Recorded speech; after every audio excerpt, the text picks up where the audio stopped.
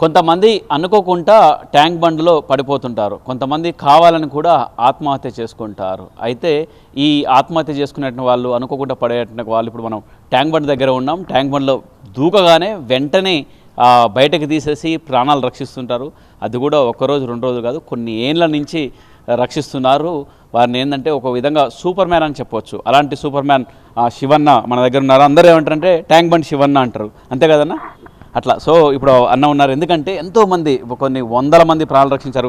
వారి మాటలనే విందాం, వాళ్ళ మాట తెలుసుకుందాం. అసలు అంటే ఈ ఏరియాలోని, అంటే ఈ చెరువు, ఇప్పుడు హుస్సేన్ సాగరు, ఈ ట్యాంక్ బండు, ఈ చెరువు దగ్గరనే ఎందుకు ఎక్కువ ఆత్మహత్యలు చేసుకుంటారు, ఆ ప్రయత్నాలు చేస్తుంటారు? మీరు కూడా ఇక్కడే ఉండి ఎందుకు సర్వీస్ చేయాలనుకుంటున్నారు?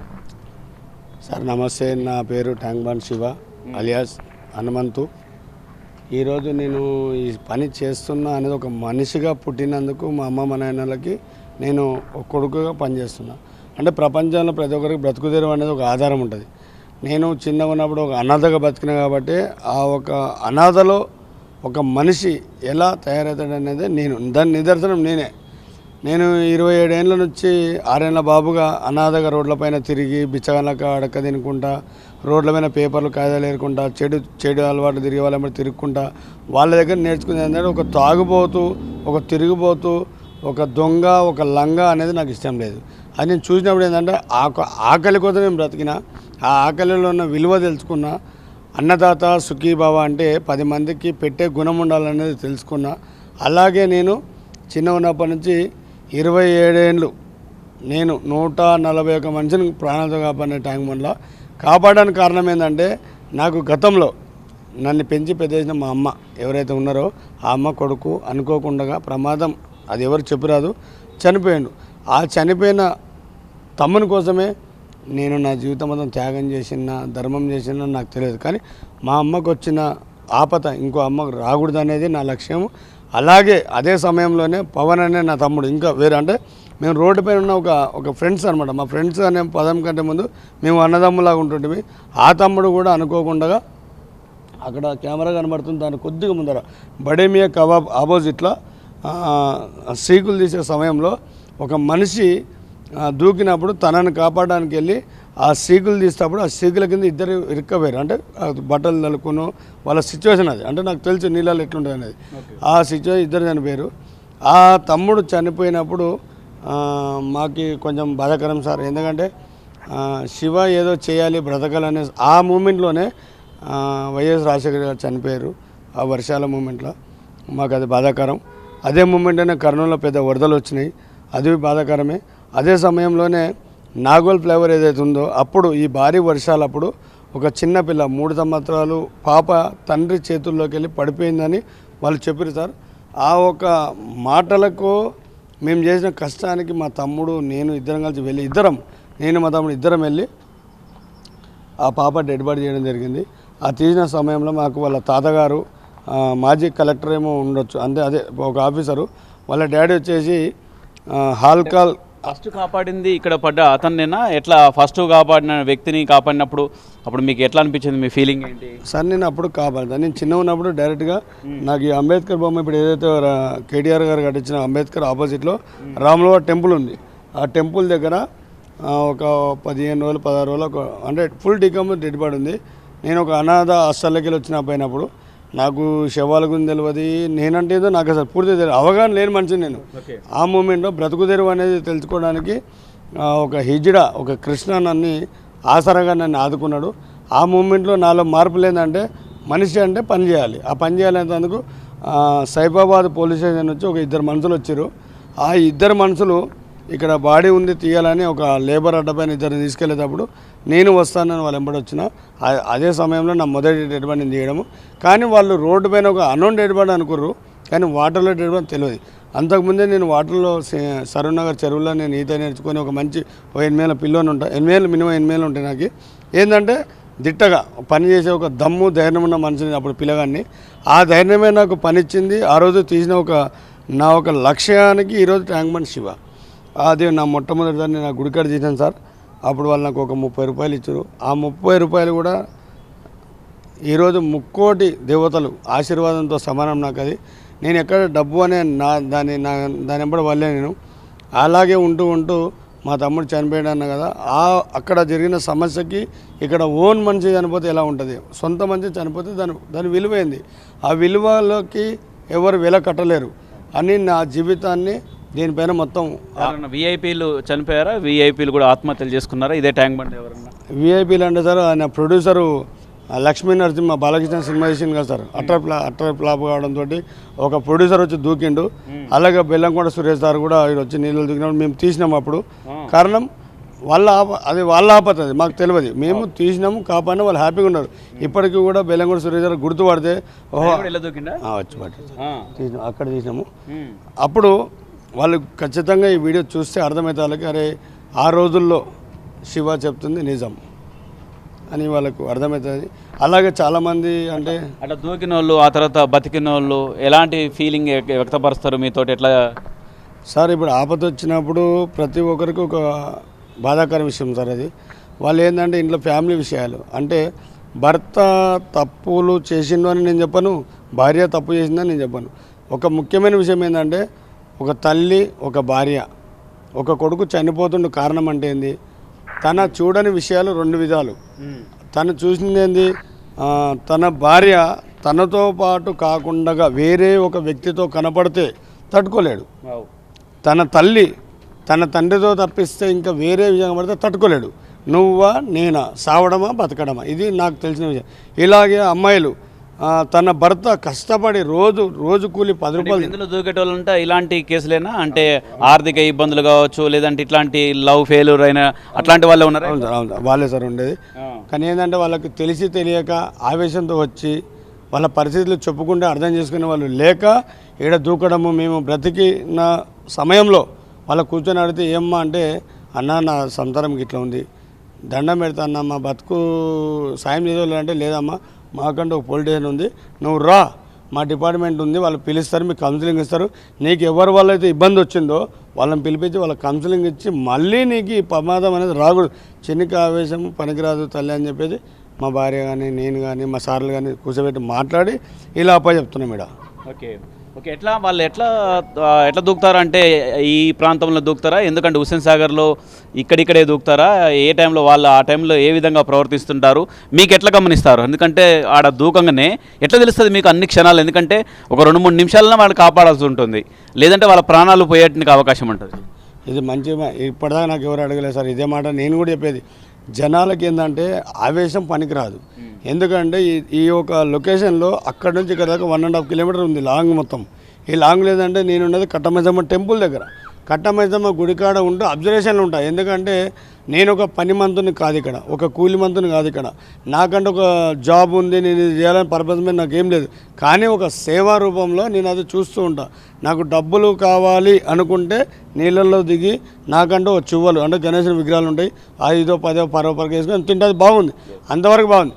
అయితే వీళ్ళని కాపాడడానికి కారణం ఏంటంటే ఒక మనిషికి తెలియని విషయాలు వాళ్ళు ఏ రాత్రి భార్యాభర్తలు కొట్లాడి తెల్లవారుజామున డోర్లు వేసి కూడా భర్తనో భార్యనో చెప్పబెట్టకుండా వచ్చి ఇక్కడ మేము ఏదైతే ఉంటామో స్పాట్ ఉంది కదా, ఇక్కడ లోతు ఎక్కువ, అక్కడ వైపు ఉండేదేమో వేరు, ఇక్కడ ఉండే లోతు. ఇక్కడ మనకి ఇది ఉంటుంది, ఇది చెక్కగా మారుతుంది సార్, ఇది లోతు మీటర్, ఇది డెప్త్ లోతు. ఇది ఇక్కడ నీళ్లు కనబడుతుంది. ఇప్పుడు ఫుల్ ఉంది, ఇప్పుడు నాకు తెలిసిన ఫుల్ ఉంది, ట్యాంక్ బండ్ ఫుల్ ఉంది, ఫుల్ ట్యాంక్. ఇప్పుడు ఇది ఈ ఫుల్ ట్యాంక్ని దింపాలంటే ఆడ మనకు వైస్రా హోటల్ ముందర అది ఉంది, ఏది మనకు గేజీ తూము ఉంది, ఆ తూముని ఇప్పితే కింది పోతుంది.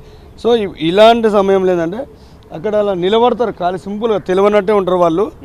అలాంటి వాళ్ళు మేము చూస్తూ ఉండగా 5-10 సెకండ్లలో వాళ్ళు ఉన్నారా లేరా, వాళ్ళ మనసులు వచ్చారా లేదా, వాళ్ళు ఎందుకు వచ్చారు, ఏం చేస్తారు.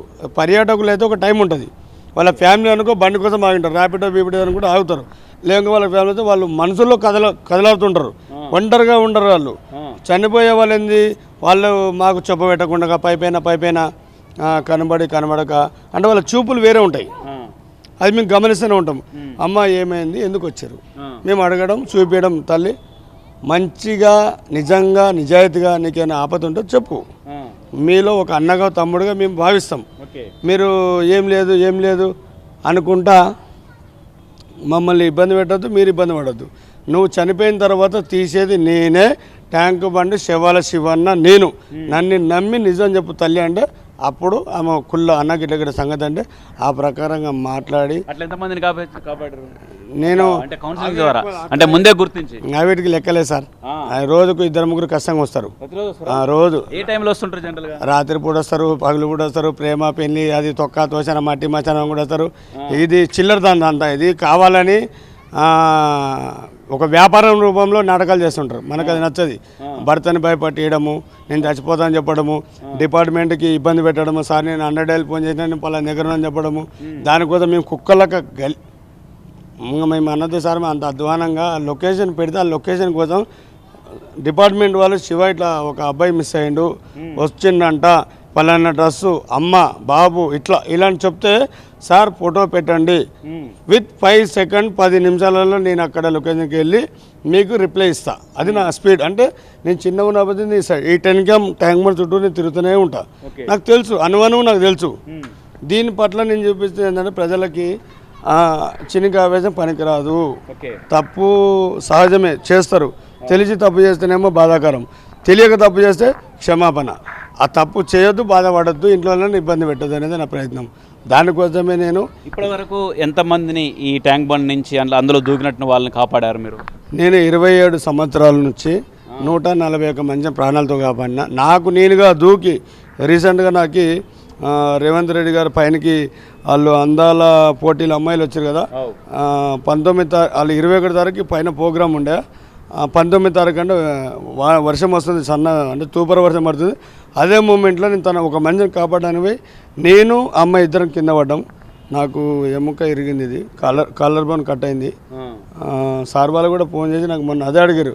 శివ నీకు ఎట్లా ఉంది బాబు అంటే సార్ నాది ఇచ్చిపెట్టాను సార్ నా పిల్లల భవిష్యత్తు కోరుకున్నా నా పిల్లల భవిష్యత్తుకు మీరు సాయం చేయండి అని అడిగిన అదే ప్రకారంగా మా వేణుమాధవ్కి హోంగార్డ్ జాబ్ ఇచ్చారు అలాగే మాకు ఒక 5 లక్షలు చెక్ ఇచ్చారు అలాగే ముఖ్యమైన విషయం ఏంటంటే సార్ నేను డబ్బు కోసమో ధనం కోసమో నేను పోరాడట్లేదు నా లక్ష్యం ఏంటంటే ఈ మురికి నీళ్ళలో కాకుండా ఒక స్విమ్మింగ్ పూల్ కట్టిస్తే దాంట్లో నేను పిల్లలకి ఈత నేర్పిస్తా ఆ ఈత నేర్చుకొని వాళ్ళ 10 మంది శివనాలు తయారవుతారు ఇది నిజం అంటే నా ఉన్నన్నాళ్ళు నా ప్రపంచం వేరే నేను ఉంటానో పోతానో నాకు తెలియదు అన్ని జగలలో శివాన పడే మనిషి ఉండడు కానీ వాళ్ళు నేర్చుకొని అక్షరాల స్వయం కృషిగా ముందరికి పోరాడితే వాళ్ళు సక్సెస్ అవుతారు ఒక చదువుకున్న వాళ్ళైతేనేమో నేవీలోకి పోతారు కొన్ని అకాడమీలకు పోతారు ఎవరు మీ గురువు అంటే పలానా మనిషి మా గురువు అని చెప్పుకునే తట్టు ఇది నేర్పాలని నా ఆశ ఓకే మరి హుస్సేన్ సాగర్లో చూస్తుంటే అంతా మురికి నీళ్ళు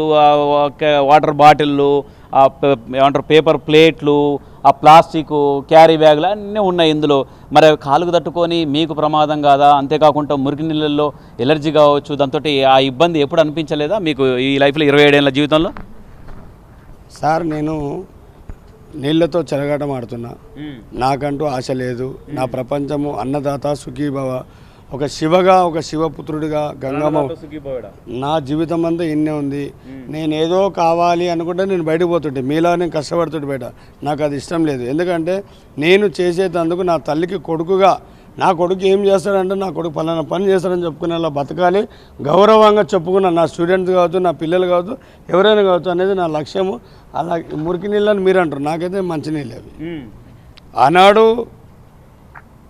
సార్ మీరు కూడా ఎన్నో చూస్తారు చాలా ఇంపార్టెంట్ అదొక యంత్రం సార్ అదొక మట్టి వాటర్ రూపంలో అదొక మట్టి దాంట్లో నీళ్ళ బాటలు వచ్చింది అది ఎక్కడి నుంచి వచ్చింది మనమేసి వచ్చింది ఈరోజు గ్యాస్ అయిపోయింది అంటే ఊకిన అయిపోయిందా మనం కొంటున్నాం అది అయిపోయింది కానీ కట్టెలు కొట్టడం ఆపాలి ఇంకోటి ఏంటంటే కొంతమంది ప్రాణ భయంతో ఎవరైనా జనరల్గా నీళ్ళలో పడ్డోళ్ళు ఎట్లుంటుంది అంటే మిమ్మల్ని బిర్రగా పట్టుకుంటారు అంటే ఏది మీ మెడల్ని బిర్రగా పట్టుకుంటారు మిమ్మల్ని బిర్రగా పట్టుకుంటారు అట్లాంటప్పుడు మీ ప్రాణాలు కూడా ముప్పు ఉంటుంది అట్లాంటి సంఘటనలు జరిగినాయి అబ్బరా బిడ్డ నా ప్రాణం అయిపోయిందిరా నాయన అట్లా కూడా వచ్చింది సార్ ఒక అమ్మ వదిన మరిది ఎఫ్ఐఆర్ అది పాపం అనకూడదు మనము ఎందుకంటే వాళ్ళ సమస్యల వల్ల వాళ్ళ ఒక అమ్మాయి పెళ్ళైనప్పుడు అబ్బాయి 10 ఏళ్ళ పిల్లవాడు కర్జన్ బ్రదరు తనకు ఒక బాబు 8 ఏళ్ళ బాబు 9 ఏళ్ళ పాప ఉన్నప్పుడు వాళ్ళకి అంటే వెనక ముందు అంతే 1 సంవత్సరం తేడా అప్పుడు ఆయన వయసు వచ్చేసి ఎంత ఉండొచ్చు ఆమెను లేపుకోమైంది ఆయన విశాఖపట్నము ఎక్కడ చచ్చిపోదామని వేరే అక్కడ సక్సెస్ కావాలని చెప్పేసి మా ట్యాంక్ బండ్ వెనక వచ్చి ఈ నుంచే ధన్మని దుంకిర్రు నేను ఈ నుంచే లేచి ఉరికిన వచ్చి ఏమబ్బా దుంకిరని చూస్తారు కదా ఆయన ఒక్కతే కనబడ్డది ఆమెను కాపాడడానికి పోయినప్పుడే ట్యాంక్ బండ్ శివకి ఫస్ట్ ప్రమాదం ఇది. ఓకే ఓకే, ఇది అది జరిగింది. ఇది అంటే సీకులు గుచ్చుకున్నాయి నాకు లోపల. ఆమెను కాపాడడానికి పోయి నేను బయటకు వచ్చిన తర్వాత కాపాడిన తర్వాత ఎందుకన్నా నన్ను కాపాడారు, నేను చనిపోదాం అనుకున్నా, మీరు ఎందుకు నన్ను కాపాడారు అని ప్రశ్నించిరా? ఆమెకి ఏం పాప ఆమెకు తెలియదు, ఆమె అమాయకురాలు. ఆమె కాకుండా మిగతా వాళ్ళు ఎవరు ఆల్రెడీ చచ్చిపోయిన ఆయన ఎవరు చచ్చిపోయారు. దేవుని దృష్టిలో అందరూ ఒకటే అంటారు కదా, పాపం చేసినవాడు మునిపోయిండు. ఆమెకి ఏం తెలియదు కాబట్టి నా రూపంలో వచ్చి బతికిచ్చినామని ఆమె పిల్లల ఆశీర్వాదం ఉంది, బాగుంది. కానీ వేణు ఏదో నాని అన్నది ఆయన పేరు. ఇక్కడ బంసరాలపేట రామ్సామ్ కంపెనీ వాళ్ళది వచ్చే కాపాడుతుంది కానీ అబ్బాయి చనిపోయింది పాపం. తనని తీసిన అంత ముందు నేను చచ్చిపోతున్నాడా ఆడికైనా కూడా ఈ మెట్ల మీద ఒక అమ్మాయిగా అని నేను ఎప్పుడు ఊహించుకునేదా. ఎందుకంటే తనని కాపాడే ప్రయత్నంలో తనని తీసుకొచ్చి బయటపెట్టాను, ఒక తండ్రిగా ఒక అన్నగా ఎత్తుకొచ్చి బయటపెట్టి ఏ అమ్మ అంటే ఆమె దేవులాడుతుంది. అంటే నీళ్ళు తాగింది, ఫుల్ అయిపోయింది, ఇంకా లాస్ట్ స్టేజ్లో ఉంది. తిక్కది ఒక ఆమె తిక్క అమ్మాయి, ఆమెకి ఏం తెలియదు. ట్రాప్ చేసిండు, పడ్డది, తీసుకొచ్చిండు, దుంకిర్రు. ఇంకా ఆమెను కాపాడినా. ఇంకా అట్లా ఆడ జలవేర దగ్గర ఆ జలవేర గారు కూడా ఒక నేపాల్ అమ్మాయి అనుకో అంటే తన గర్భంలో బీర్ బాటలు కొట్టిర్రు. రేపు అది చనిపోయింది పాపం. మాకు అది కూడా బాధాకరమే. అట్లా ఎన్నో జరుగుతుంటాయి సార్, చెప్పలేము. అలాంటి కళ్ళతో చూస్తున్నా కాబట్టి ఈరోజు ట్యాంక్ బండ్ శివ దీన్ని వదలకుండా. ఎక్కువగా ఏ వయసు వాళ్ళు ఎక్కువగా ఆత్మహత్యకు ప్రయత్నం చేస్తుంటారు ఈ ట్యాంక్ బండ్? ఎక్కువ అంటే సార్ స్కూల్ పిల్లలు 1%, ఈ లవర్స్ అనేది ఒక 10%, ఈ ముసలి వృద్ధులు ఎవరైతే ఉంటారో పాపం వాళ్ళు ఫైనాన్షియల్గా కాదు, ఈ యొక్క కొడుకులు కోడళ్ళు సరిగా చూడక, చెప్పుకోలేక, ఎంత ఆస్తులు ఉన్నా కూడా మేము చెప్పుకోలేక మమ్మల్ని డిస్పేట్ వేరు కదా, వాళ్ళు తినే పట్టేడు అన్నంకి బరువు అయ్యి, అంటే కొడుకులు కోడళ్ళే అంత వద్దనుకున్నప్పుడు ఈ రుద్రాసం ఉన్న వాళ్ళు అంత కరెక్ట్గా చూస్తారని నమ్మకం ఏముంది?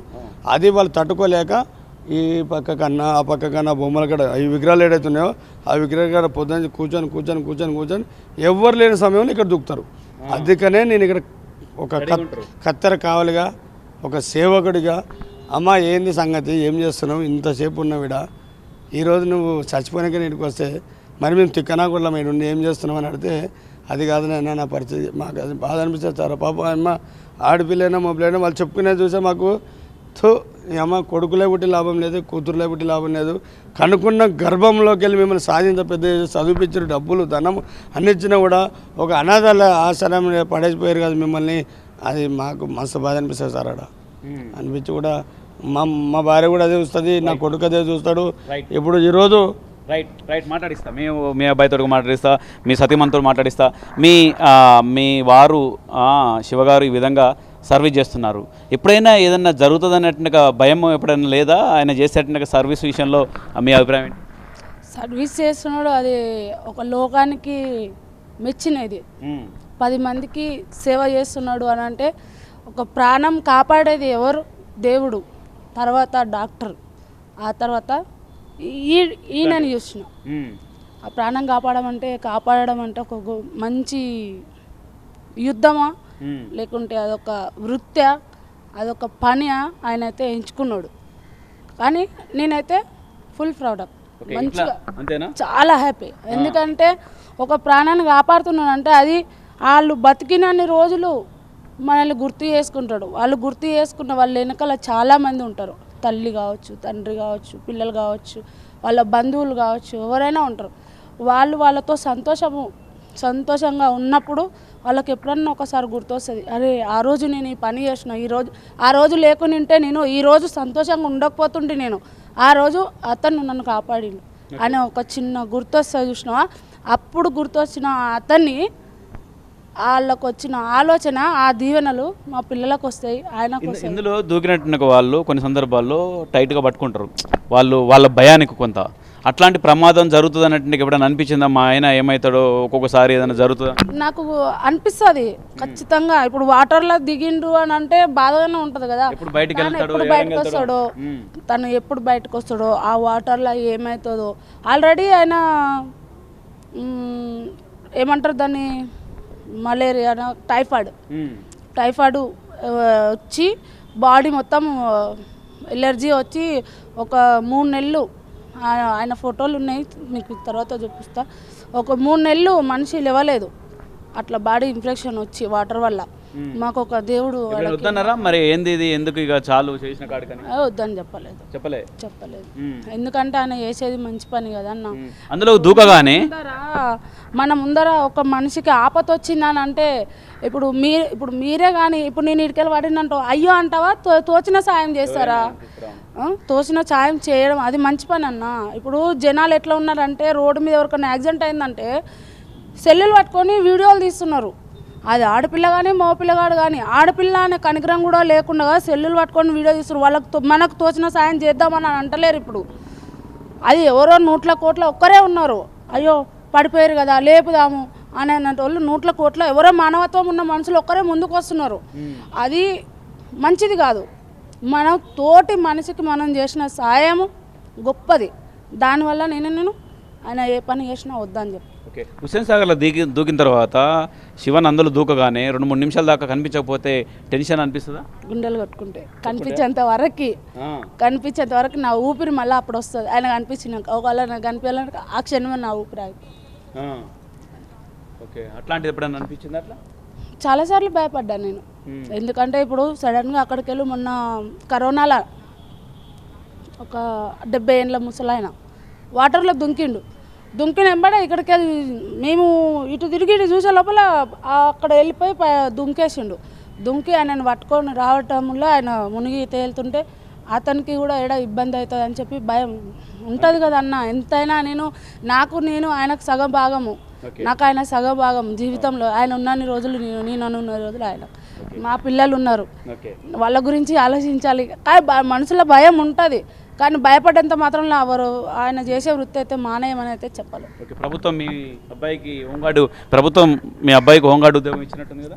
ఇచ్చింది అన్న. ప్రభుత్వానికి మేము ఇప్పుడు చెప్పేది ఏంటంటే ఈ రోడ్డు మీద ఉండే మాకు గత ప్రభుత్వం కావచ్చు, ఇప్పుడు ఉన్న ప్రభుత్వం కావచ్చు, మమ్మల్ని రోడ్డు మీద ఉన్న వాళ్ళని మమ్మల్ని చూసి మమ్మల్ని గుర్తించి మమ్మల్ని ఆదుకున్న చూసినా చాలా హ్యాపీగా ఉన్నాం. ఈ రోడ్డు మమ్మల్ని ఒక్కరే కాదు, మాలాంటి వాళ్ళు బీద వాళ్ళు ఎంతోమంది ఉన్నారు, వాళ్ళని కూడా చూసి ఆదుకోవాలని మా విన్నపం. ఇంకొకటి నా కోరిక ఏంటంటే ఇక్కడ ప్రభుత్వం మమ్మల్ని చూసింది కదా, జగనన్న కూడా మమ్మల్ని చూడాలి, మమ్మల్ని గుర్తించాలని నేను కోరుకుంటున్నాను. ఓకే, రైట్, చూద్దాం. మీ అబ్బాయికి హోంగార్డ్ ఉద్యోగం వచ్చింది కదా, వేణు మాధవ్. మీ డాడీ శివన్న గత 27 ఏళ్ళ నుంచి సర్వీస్ చేస్తున్నారు కదా, ఎట్లా అనిపిస్తుంది? అంటే ఎట్లా ప్రౌడ్గా ఫీల్ అవుతున్నారు? చాలా ప్రౌడ్గా ఫీల్ అవుతున్నాను అంకుల్. మా నాన్న సర్వీస్ చేస్తున్నాడు అంటే బయట వాళ్ళకంటే నేను ఫస్ట్ చాలా సంతోషంగా ఉన్నాను. ఎందుకంటే ఆ సర్వీస్ ఎవరు చేయలేరు. ఒక శవాన్ని ముట్టుకోవాలంటే వాళ్ళ ఇంట్లో ఒకరు పట్టుకోలేరు, శవాన్ని భయపడతారు. అట్లాంటి సర్వీస్ చేస్తున్నా అంటే చాలా మంచి అనిపిస్తుంది.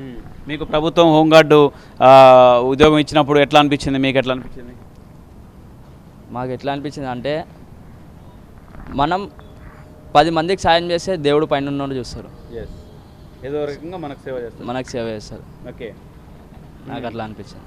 ఓకే, ఏమున్నా నాకు అంతా మా డాడీ. ఓకే, ఎట్లా అనిపిస్తుంది? మీ అబ్బాయి హోంగార్డ్ ఉద్యోగం వచ్చింది, ప్రభుత్వం ఈ విధంగా సేవ చేసింది, మీకు కూడా ప్రభుత్వం డబుల్ బెడ్రూమ్ ఇల్లు ఇచ్చినట్టుంది, ఎట్లా అనిపిస్తుంది? ఎంత ఓవరాల్గా చెప్పండి సార్. నాకు ఆనందం అంతలేదు, నా గుండెకు చింత లేదు. నా బిడ్డ ఈరోజు ఒక పోలీస్ ఆఫీసర్ అని చెప్పుకునేంత స్థాయికి రేవంత్ రెడ్డి గారి దయ వల్ల మొత్తం ముఖ్యంగా ప్రజలు ఎంచుకోవడంతో రేవంత్ రెడ్డి గారు వాళ్ళ ఫ్యామిలీతోటి గుంజరు.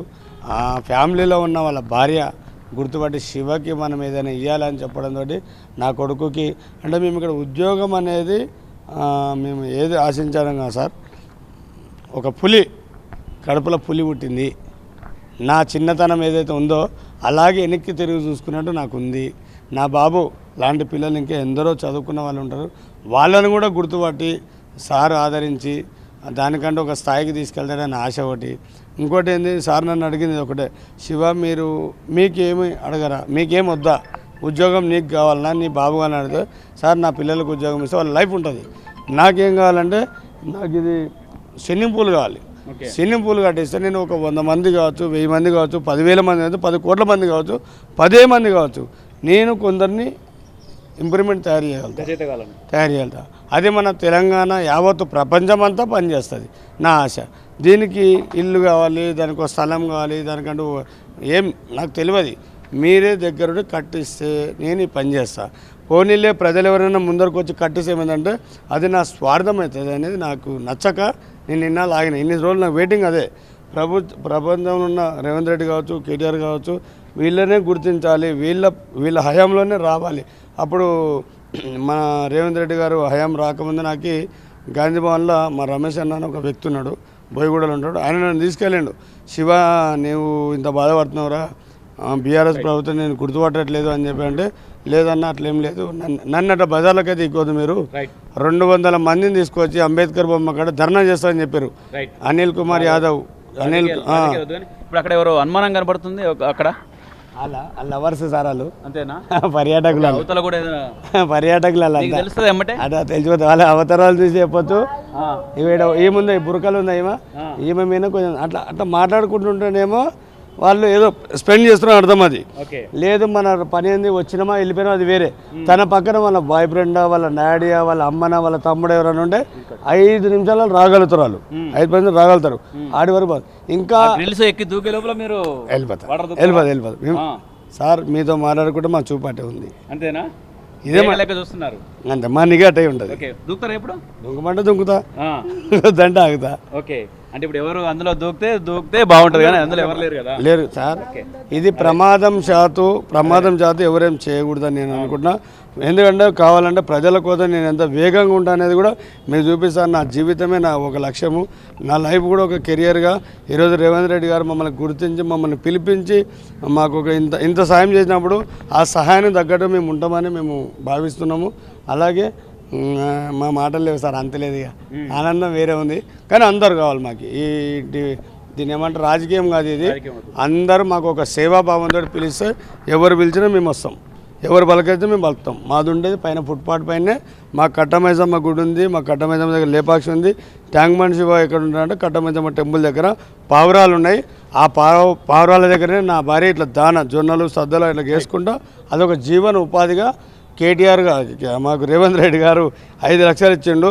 5 లక్షలు అలాగా ఒక 10,000 ఖర్చు పెట్టుకొని ఒక చిన్న షాప్ పెట్టుకోవాలని మేము ఫిక్స్ అయిపోయినాం. రైట్. అంటే ఇది ట్యాంక్ బండ్ శివన్న చెప్పేది. ఇది మొత్తానికి ఇందులో అక్కడ ఎవరో అనుమానం కనపడుతున్నంటేనే వెంటనే కాన్సన్ట్రేషన్ చూస్తున్నారు. అంటే డేగ కన్నులాగా చూస్తున్నాడు. డేగ ఎట్లా చూస్తుంది ఆ విధంగా వెంటనే ఏ ఒక్క సెకండ్ ఆలస్యం చేయకుంటే వెంటనే పసిగడుతున్నారు. ఓ పక్క మనతో మాట్లాడుతూనే అటు ఇటు అబ్జర్వ్ చేస్తూ ఉన్నారు. అంటే ఆయన కాన్సన్ట్రేషన్ దాన్ని బట్టేసి అర్థమవుతుంది. వాళ్ళ ముఖ కవళికలను బట్టేసే చెప్పేస్తారు ఎవరు ఆపదలో ఉన్నారు, ఎవరు ఆత్మహత్యకు ప్రయత్నం చేస్తారు అన్న కోణంలో చూస్తారు. అంతేకాకుండా ఇదే విధంగా చాలామందికి ట్రైనింగ్ ఇవ్వాలని ఉందని కూడా చెప్తున్నారు. అంతేకాకుండా చాలామంది కూడా అలాంటి ఆలోచనలు చేయకూడదు, 1-2 సార్లు మీరే ఆలోచన చేసుకోవాలి. కౌన్సిలింగ్ ద్వారా ఈ విధంగా బయటపడాలి, కానీ ఇది సరైనది కాదు, ఎవరు ఆత్మహత్య చేసుకోకూడదు అని కూడా చెప్తున్నారు. అంతేకాకుండా మరొక విషయం కూడా మాట్లాడదాం. ఎవరైనా ఆత్మహత్య చేసుకున్న తర్వాత ఏదన్నా మళ్ళీ పిలిచారా? ఫంక్షన్లకు కావచ్చు, ఏదన్నా పిలిచారా? ఈరోజు సార్ నేను ఒక నెల ముందు అంటే రేవంత్ రెడ్డి గారు పైన 1000 స్తంభాల గుడికి కొందరు విఐపీలు బయట నుంచి వచ్చినప్పుడు ఒక అమ్మాయి సూసైడ్కి వచ్చింది, తనను కాపాడిన. అదే అమ్మాయి ఈరోజు మ్యారేజ్ పొద్దుగాల. వాళ్ళు 5-6 మంది అన్నదమ్ములు ఉన్నట్టు ఆమెకి. శివన్న, నువ్వు ఎవరైతే కాపాడినావో ఆ పాప పెళ్ళి నువ్వు రావాలన్నా అని చెప్పారు. అందరు మీడియా మిత్రులు ఎవరు క్షమించాలి తప్పుంటే. నేను ఒక మనిషి కోసమే నా ఆరాటము. ఆ పాపకు ఈరోజు పెళ్ళి అయింది. మీ అందరు ఆశీస్సులు ఉండాలి ఆ పాపకి. బాగుండి పిల్ల పాపలతో హాయిగా ఉండి ఒక జన్మ అంటే ఏందో తెలుసుకోవాల్సిన అవసరం ఉంది ఆ పాపకి. కాబట్టి తనకు మీ బ్లెస్సెస్ ఉండాలని నేను కోరుకుంటున్నాను. ఇట్లా బయటపడి బ్రతికిన వాళ్ళు మళ్ళీ ఆ తర్వాత వచ్చి చాలా హ్యాపీగా ఫీల్ అయినట్టు సందర్భాలు ఉన్నాయి. అట్లా ఒక 2-3 ఉన్నారు సార్, ఎక్కువ లేరు. ఎందుకంటే సార్ నేను శవాలమైన రూపాయలు ఎరుక తినేతోని కాదు. వాళ్ళ బాధల్లో ఉన్న వాళ్ళకి నేను కాపాడని చెప్పడం నాకు ఇష్టం లేదు.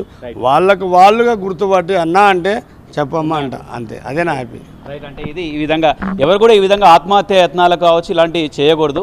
చాలా వాళ్ళు ఎక్కువగా ఈ లవ్ ఫెయిల్ అంటున్న వాళ్ళు కావచ్చు, కుటుంబ సమస్యలు ఉన్నటువంటి వాళ్ళు ఇట్లాంటి వాళ్ళు ఉంటారు. వాళ్ళని జాగ్రత్తగా మీరు కూడా కౌన్సిలింగ్ చేసుకోవాలి. ఎందుకంటే శివన్న చాలామంది 141 మందిని కాపాడడం అంటే అంత ఆషామాషి కాదు. చాలా ఇంకోటి ఏంటంటే సాహసోపేతమైనట్టుగా విధంగా కూడా చూడాలి. ఎందుకంటే అందులో దూకితే కొంతమంది ఎట్లుంటారంటే ఆత్మహత్య చేసినప్పటికీ ఆత్మహత్యకు యత్నించినప్పటికి కూడా వాళ్ళు వెంటనే మెడబట్టుకుంటారు. దాంతో వాళ్ళు ఆ భయంతో సహాయం చేసేందుకు వచ్చినట్టు వాళ్ళని కూడా ఇబ్బంది పెడుతుంటారు. అన్ని ఇబ్బందులను ఫేస్ చేసేసి బయటకు తీయటం అంటే కూడా చాలా సాహసోపేతం అని చెప్పుకోవచ్చు. ఇది శివన్నకి సంబంధించి శివన్న లైఫ్ జర్నీకి సంబంధించి ఎంతోమంది ప్రాణాలు కాపాడారు కాబట్టి ఈ వీడియో చేయాల్సి వస్తుంది. కెమెరా పర్సన్ నాయక్తో రవిచంద్ర, సాక్షి టీవీ, హైదరాబాద్.